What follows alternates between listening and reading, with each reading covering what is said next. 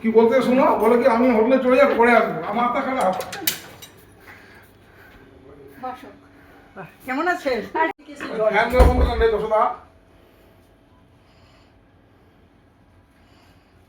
আপনিও দাঁড়িয়ে যান মায়ের কাছে।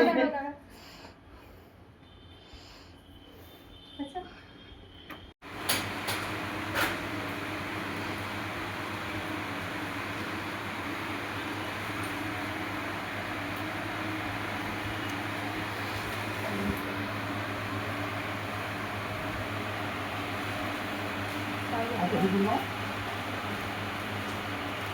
বসো দাও।